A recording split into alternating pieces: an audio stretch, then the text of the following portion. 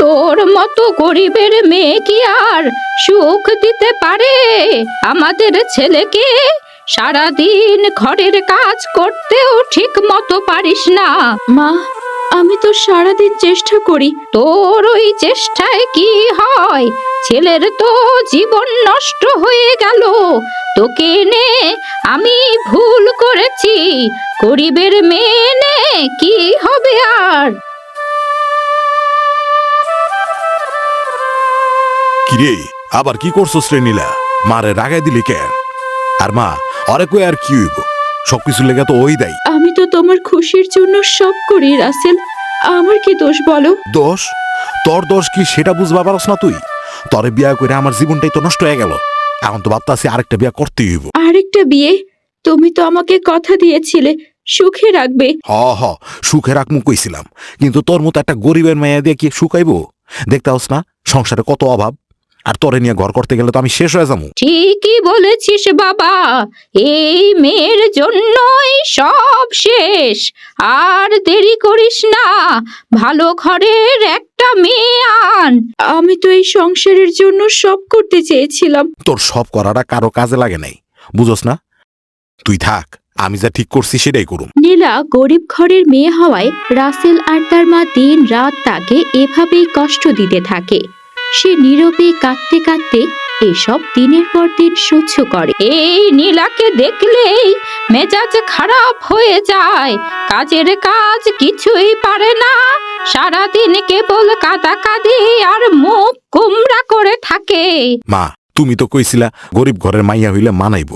এখন দেখ, গরিবের মাইয়া মানানো তো দূরের কথা, আমগোর জীবনটাই তো নষ্ট করে দিল। ঠিক বলেছিস, আমি তো বলছিলাম ভালো ঘরের একটা মেয়ে আন। তা শোন, একটা ভালো খোঁজ পেয়েছি।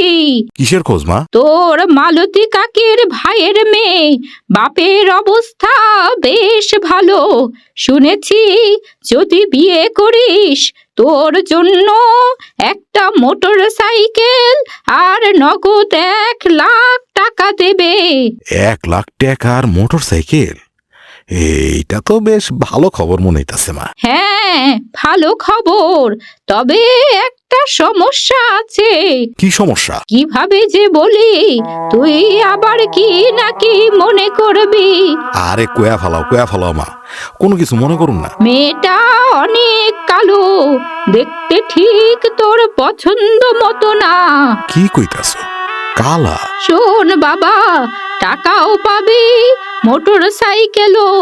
এখন এই কালো মেয়েটা নিয়ে একটু মানিয়ে নিলেই হলো। টাকা তো তোর জীবন বদলে দেবে। তা ঠিক কইছো, কালাটা তো কোনো ব্যাপার না মা। টেহা থাকলে সব কিছুই ঠিক হয়ে যায়। নীলার মতো গরিবের মায়ের এলো সংসার করলে তো আর ঘর চলবো না, তাই না? সেটাই তো বলছি, আমরা তোর জন্য ভালো একটা ব্যবস্থা করছি। নীলার কথা চিন্তা করবি না, এই মেয়েকে বিদায় করার কোনো ব্যবস্থা আমি করব। আর কি হইব সেটা ভাবতে যাবো কেন? কালী মালতী কাকির লগে কথা কইও, আমি বিয়াতে রাজি। এই নীলা, আর কতদিন আমাদের ঘরে বসে থাকবি? এখন তোর চলে যাওয়ার সময় হয়েছে। মা, আমি যাব কোথায়? আমার তো এখানে ছাড়া আর কোনো জায়গা নেই। আমার কাছে তোর কোনো জায়গা নেই, আমি নতুন করে বিয়া করতেছি। তুই যদি এখানে থাকতেই চাস তইলে জির মতো কাজ করবি। বউয়ের মর্যাদা পাওয়ার কোনো অধিকার তোর নাই। নতুন বিয়ে? রাসেল, এটা কি বলছো তুমি? আমি তো সব সময় তোমার খুশির জন্য সব করেছি। সব করেছিস, তোর ওই সব করাতে আমাদের সংসার দিন দিন ভেঙে পড়ছে। গরিব ঘরের মেয়ে, তোকে নিয়ে বেশি ভাবার দরকার নেই। দেখ নীলা, আমি তোরে শেষবারের মতো কইতাছি, তুই আনতে বাইরে যা, না হইলে এই বাড়িতে কিন্তু তোরে জির মতো থাকতে হইব। কাজ করবি, খাটবি, কিন্তু বউয়ের কোনো জায়গা পাবি না। তোমরা কিভাবে এমনটা করতে পারো? আমি তো কখনো কোনো অন্যায় করিনি। এত কথা বলার দরকার নেই, তোর থাকার কোনো অধিকার নেই এখানে। এখনই সিদ্ধান্ত নে। আমি কোথায় যাব মা? কেউ তো আমার নেই। এইটা তোর ব্যাপার, তুই রাস্তায় গিয়া থাক আর কাজের মায়ের কাজ কর, যেইটা খুশি কর। আমার জীবনে তোরে রাহার আর কোনো ইচ্ছা নাই। ঠিক আছে, আমি চলে যাচ্ছি। নীলা বাড়ি ছেড়ে এক কাপড়ে বের হয়ে যায়। সে মনের দুঃখে জঙ্গলের দিকে হাঁটা শুরু করে। জঙ্গলে ঢুকে সে একটি গাছের নিচে বসে কাঁদতে কাঁদতে ভাবতে থাকে, এই জীবন রেখে আর কি হবে, আমার আর কোথাও যাওয়ার জায়গা নেই। গলার সাথে এই শাড়ি পেঁচিয়ে এখানেই ঝুলে পড়ি, সবকিছু শেষ এখানেই করব। সে উঠে দাঁড়ানোর সাথে সাথেই তার পাশে দাঁড়িয়ে থাকা গাছটি কথা বলে ওঠে। ওহে মেয়ে, তুমি কেন এমন কঠিন সিদ্ধান্ত নিলে? জীবন এত সহজে ফেলে দেওয়ার জিনিস না। কে কে কথা বলছে? আমি এই গাছ। তোমার দুঃখের কান্না শুনে আমি কথা বলছি। বলো, তোমার মনে এত দুঃখ কেন? নীলা কিছুটা শান্ত হয়। সে কাঁদতে কাঁদতে গাছটিকে তার জীবনের সব কথা খুলে বলে। শাশুড়ির অত্যাচার, স্বামীর তিরস্কার, নতুন বিয়ে আর তাকে ছি বানানোর প্রস্তাব।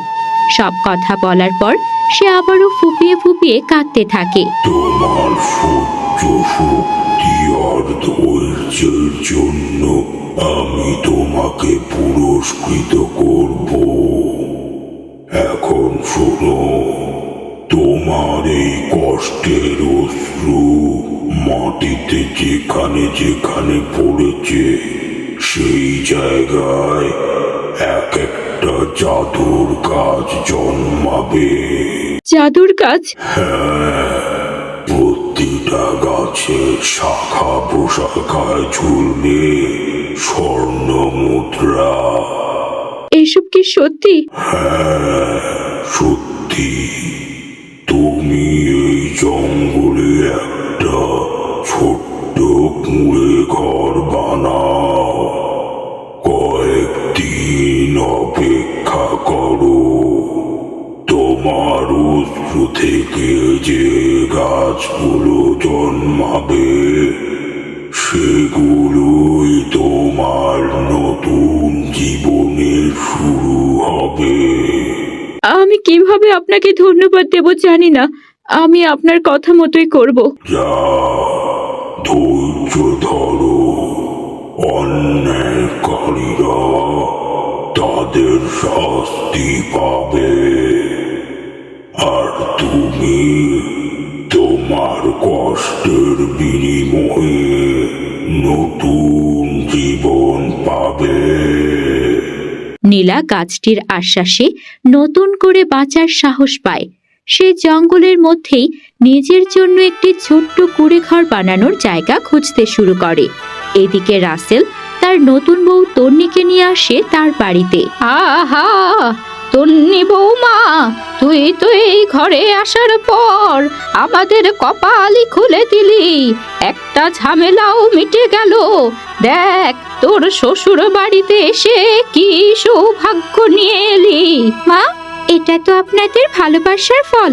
আমি তো চাই আপনাদের সবার মুখে সবসময় হাসি দেখতে। তন্নি, শুধু মুখের হাসি না রে, তোর লেগে আমার জীবনটাই তো বদলায় গেল।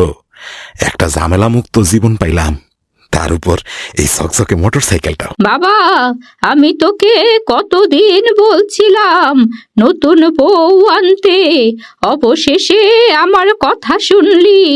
এখন দেখ, 1,00,000 টাকা আর মোটর সাইকেল হাতে পেয়ে কত সুবিধা হয়েছে। মা, তুমি ঠিকই কইছিলা, গরিবের মাইয়ারে লয়া ঘর করুম ভাইবেই তো আমার জীবনটা শেষ হয়ে যাইতাছিল। কিন্তু এখন তো নিয়ে আইছে, আর সব ঠিক হয়ে গেছে এখন। আপনারা এমন বলবেন না, আমি তো আমার কর্তব্যই করেছি। কর্তব্য বলিস? তুই আমাদের বেঁচে থাকার স্বপ্ন ফিরিয়ে দিয়েছিস। আগের বউটা ছিল একেবারে অভিশাপ। অভিশাপই আছিল। তন্নি, তুই জানোস না রে, ওর মতো একটা গরিবের মাইয়ারে লয়া কি ঝামেলাই না আসিলাম আমি। এখন আমি স্বাধীন, তরে বিয়া কইরা মন হইতাছে জীবনটা নতুন করে শুরু করলাম রে। তুই আমাদের ঘরের লক্ষ্মী। পরদিন সকালে তন্নি ঘুম থেকে উঠে বাড়ির উঠানে আসে আর চিল্লাতে শুরু করে, রাসেল, এই রাসেল, তুমি কোথায়? কি হলো? সকাল সকালে রুম চেঁচাইতাছো কে? এত বেলা হয়ে গেল, এখনো তোমার মা উঠলো না? আমার নাস্তা কে দেবে? মা তোমারে নাস্তা দিব? দেবে না তো কে দেবে? আমি তো এই বাড়িতে কাজ করতে এসেছি নাকি? হ্যাঁ, আমি তো শুধু পায়ের উপর পা নাচিয়ে শুয়ে বসে থাকবো আর খাবো। তন্নি, তুমি এমন কথা কইতাছো কে? বউ ঘরের কাজ না করলে তো কেমনে চলবো? শোনো রাসেল, আমার বাবা তোমাকে মোটরসাইকেলের 1,00,000 টাকা দিয়েছে। সেটা কি এমনি এমনি দিয়েছে? আমি এখানে এসে রান্নাঘরে খাটবো আর কাজ করব? এটা কি তুমি ভেবেছো? তাহলে তুমি কি করবা? আমি শুধু রাজকন্যার মতো বসে থাকবো, খাওয়া দাওয়া করবো আর সাজগোজ করব। এখন তোমার মাকে গিয়ে বলো তাড়াতাড়ি আমার জন্য নাস্তা বানাতে। কি কইতাছো এইসব? ঠিকই শুনছো, বলো গিয়ে মাকে আমার নাস্তায় যেন 1 কাপ চা থাকে, আর চায়ে চিনি যেন বেশি হয়। চিনি কম হলে কিন্তু চা তোমার মুখে ছুঁড়ে মারবো। আচ্ছা, ঠিক আছে, কইতাছি। এদিকে নীলা তার কুঁড়ে ঘরে বেশ কিছুদিন পার করেছে। একদিন সকালে সে ঘুম থেকে উঠে বাইরে এসে দেখে তার ঘরের সামনে দিয়ে একাধিক গাছ জন্মেছে। প্রতিটি গাছের ডাল ঝুঁকে আছে ঝকঝকে স্বর্ণমুদ্রার ভারে। এগুলো কি স্বর্ণমুদ্রা? আমি কি স্বপ্ন দেখছি? এতগুলো স্বর্ণমুদ্রা, এটা কিভাবে সম্ভব? ও হে মেয়ে, তুমি স্বপ্ন দেখছো না। এই গাছগুলো তোমার কষ্টের পুরস্কার। তোমার অশ্রু যেখানে যেখানে পড়েছিল সেখানেই জন্মেছে এই গাছ। আমার কষ্টের পুরস্কার? সত্যি বলতে আমি কখনো এমন কিছু আশাই করিনি। আমার জীবনে এত সুখ আসতে পারে তা ভাবতেও পারিনি। তোমার ধৈর্য আর সহ্য শক্তির জন্যে এই পুরস্কার। এগুলো তোমার ভবিষ্যৎ গড়তে সাহায্য করবে। আমি এই মুদ্রাগুলো দিয়ে কি করব? এগুলোকে কাজে লাগিয়ে নিজের জন্য একটা ভালো জীবন গড়ো। নিজের প্রতি বিশ্বাস রাখো, আর কখনো অন্য কারো ওপর নির্ভরশীল হওয়ার প্রয়োজন নেই। আপনার কথা আমি মনে রাখবো। আমার নতুন জীবনের প্রতিটি মুহূর্ত আপনার এই আশীর্বাদের জন্য ধন্য থাকবে। আরেকটা কথা মনে রেখো, এই স্বর্ণ মুদ্রাগুলোকে সব সময় সদ্ব্যবহার করবে। অন্যায়ের বিরুদ্ধে লড়াই করার শক্তি খুঁজে নাও, আর কখনো কাউকে তোমাকে তুচ্ছ করতে দিও না। আমি প্রতিজ্ঞা করছি, আমি নিজেকে নতুন ভাবে গড়ে তুলব। এদিকে তন্নি তার শাশুড়ির উপর আদেশ দিতে থাকে। এতদিন তার শাশুড়ি যে কাজ নীলার উপর করত, সেটাই যেন ঘুরে তার নিজের উপরই আসলো। এই শোনেন মা, একবার এখানে আসুন তো। কি হলো? কি চাও? এভাবে মুখ বানিয়ে কি দেখছেন? আমার কাপড়গুলো ধুয়ে দিয়েছেন? এত বেলা হয়ে গেছে, আমি বলেছিলাম না আজই ধুতে হবে? তোমার কাপড় আমি ধুতে যাব, তুমি নিজে কেন ধুচ্ছ না? আবার আমি কি এই বাড়িতে কাজ করতে এসেছি নাকি? আমার বাবা কি এমনি এমনি 1,00,000 টাকার মোটরসাইকেল দিয়েছে? যা বলছি তাই করো, তাড়াতাড়ি কাপড় ধুয়ে দাও। এক বৌমা, তুমি আমার সাথে তুমি করে কথা বলা শুরু করেছো তো? কি এরপর থেকে আমার আদেশ না মানলে তুইতে নেমে যাব? এসব কি শুরু করেছো তুমি? আমি তোমাদের কোনো ছি নই। ছি না হলে কি হয়েছে? এখন থেকে সব কাজ তোমাকেই করতে হবে। আর শোনো, শুধু কাপড় ধুলে হবে না, রান্না বান্নারও দায়িত্ব তোমার। তোমরা তো মাথা খারাপ করে ফেলছো। খারাপ হলে হয়েছে, এখন আমার জন্য পায়েস করে আনো তো। আজ পায়েস খেতে ইচ্ছে করছে। ভালো করে দুধ আর চিনি দিয়ে রান্না করো। আর হ্যাঁ, যদি ভালো না হয় তাহলে কিন্তু বিপদ আছে। তুমি তো আমার জীবন শেষ করে দিলে। ভেবেছিলাম তুমি আমাদের জন্য আশীর্বাদ হয়ে এসেছো, কিন্তু এখন আমি কি দেখছি? আর কথা বাড়ানোর দরকার নেই, তাড়াতাড়ি কাজ শুরু করো। আর হ্যাঁ, কাপড়গুলো ভালো হলে সাবান দিয়ে ধোও, যেন কোনো দাগ না থাকে। ভালো করে ধোবে। রাসেল বাড়িতে ফিরলে তার মা তার সাথে গিয়ে তন্নির ব্যাপারে কথা বলতে থাকে। রাসেল, তোর সাথে একটু কথা বলতেই হবে। এই তন্নি কি ধরনের মেয়ে? আমি তো মনে করেছি ও আমাকে ঝি বানিয়ে ফেলেছে। মা মা তোর নতুন বউ, তোমার উচিত তার একটু যত্ন করা, তাই না? এইসব নিয়ে এত কথা কইতাছ কে? যত্ন করব? সে তো আমাকে এক মুহূর্ত শান্তি দেয় না। সারাদিন আদেশ উপদেশ, কাপড় ধোও, রান্না করো, পায়েস বানাও, এখন এটাই আমার কাজ। ও শুনো মা, তুমি আপাতত এইসব মুখ বুঝা সহ্য করো। মুখ বুঝে সহ্য করব? আমি কি তোর বউয়ের চাকরানি? কিভাবে তুই এমন কথা বলছিস? মা বুইলা যাও না, তোর নিয়ামগর কি দিছে? আমারে একটা জকজকে সুন্দর একটা মোটরসাইকেল আর নগদ 1 লাখ টাকা দিছে। এইটা কিন্তু এমনি এমনি আহে নাই। অন্তর্নির যদি একটু আরাম করতে হয়, সেটা তো আমগরই দায়িত্ব, তাই না? তুই কি বলছিস রাসেল? আমি তোর মা, আমার কি এতটুকু সম্মান নেই? শুনো মা, আমি কিন্তু কিছু ভুল কইতাছি না। তোর নিয়ামগুর লিগা যা নিয়েছে এইটা আমরা কিন্তু কোনোদিন পাইনি। এখন যদি একটু কাজ করবারই লাগে, তইলে সেটা মানা নিতে হইব। তোর বাবা বেঁচে থাকলে তোকে এসব বলতে শুনলে সে কি সহ্য করতে পারতো? তুই কিভাবে তন্নির পক্ষ নিচ্ছিস? শুনো, এইসব কথা কয়া লাভ নাই। তন্নি যা চাইবো তাই হইব। অন্তেকা তুমি সব কাজ করবা, তন্নির যেন কোনো রকমের অসুবিধা না হয়। তুই আর তন্নি মিলে আমাকে শেষ করে দিবি। আমি এত কিছু শুনতে চাই না। আজ আমার ছেলে আমার সাথে এমন আচরণ করেছে, সব কিছু যেন উল্টে গেল। কি হবে আমার এই জীবন? আর কি আছে এখানে? এখানে থাকলে আমাকে মরতে হবে। আমি চলে যাই জঙ্গলে। সেই দিনই রাসেলের মা বাড়ি থেকে বেরিয়ে যায়, যেমনই ভাবে একদিন বেরিয়ে গিয়েছিল নীলা। সে হাঁটতে হাঁটতে চলে যায় জঙ্গলের ভেতর নীলার সেই কুড়ে ঘরের কাছে। এটা কি স্বর্ণ মুদ্রার গাছ? এ কোন জাদুর দেশে এসে পড়লাম? প্রতিটি গাছে সোনার মুদ্রা। কে সব লাগালো? ভেতরে কে আছে? ডেকে দেখি তো। ভেতরে কেউ আছেন? একটু বাইরে আসুন, সাহায্য করুন একটু। এ তুমি তুমি এখানে কিভাবে? নীলা, আমি আমি মা, আপনি আপনাকে এমন বিধ্বস্ত দেখাচ্ছে কেন? আমাকে ক্ষমা করে দে মা, তোর সাথে করা সকল অন্যায়ের শাস্তি পাচ্ছি আমি। কি বলছেন এসব মা?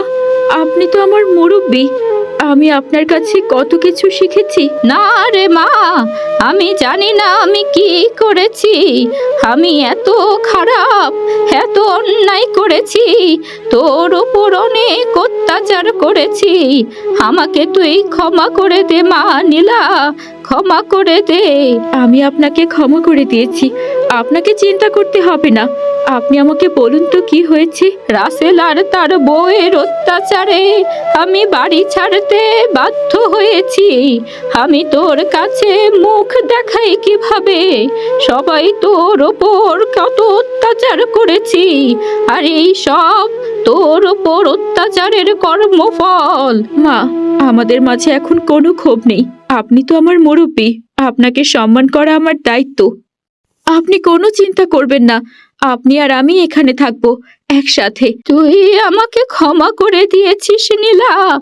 আমি জানি না তোকে কিভাবে ধন্যবাদ জানাবো। আমরা সবাই মানুষ, আর মানুষ তো ভুল করেই, কিন্তু মনের মধ্যে ক্ষমা থাকলে আল্লাহর রহমত আসে। তারপর থেকে নীলা আর তার শাশুড়ি একসাথে সেই জঙ্গলে স্বর্ণমুদ্রার গাছগুলোর পাশে সুখে শান্তিতে বসবাস করতে থাকে।